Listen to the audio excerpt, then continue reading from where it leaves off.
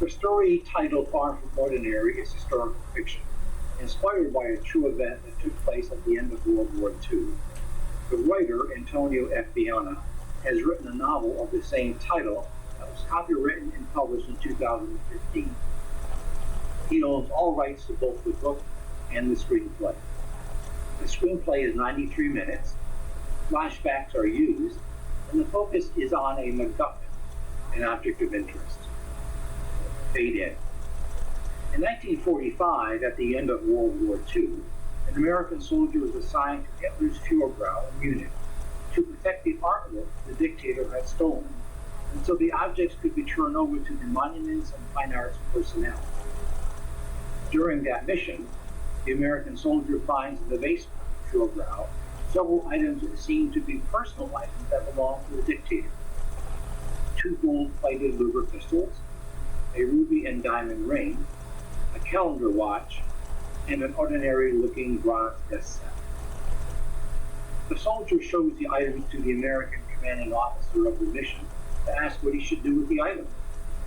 The American commanding officer says they belong to those who found them, but he would really like to have one of those Luger pistols himself.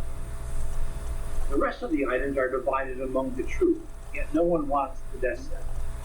So the American soldier sends the ordinary-looking desk set to his parents as a war souvenir. Within months, the American soldier is discharged and returns home to America to restart his life, not giving any further thoughts of the ordinary-looking desk set. In 1988, now retired, the World War II American veteran watches a television documentary of World War II. The image of the ordinary-looking bronze desk set is displayed on the television screen as the narrator indicates the item has probably been destroyed or is lost. But it is far from ordinary and is one-of-a-kind piece, since the desk set was used to sign the 1938 Munich Pact that granted Hitler permission to acquire part of Czechoslovakia. The narrator further indicates the item is priceless.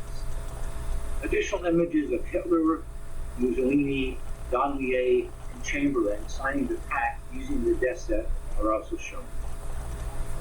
While the World War II American veteran is obviously shocked, he has no idea where the item may be since his parents are deceased and most of their possessions were given away. He soon discovers that his grandchildren have been using the desk set as a school show and tell. He puts an end to that, and then the item is stored in a bank safe deposit box. He teams up with his son, and soon another man joins in to figure out what next to do. Soon after the item is authenticated, they decide to sell the item at the highest possible price.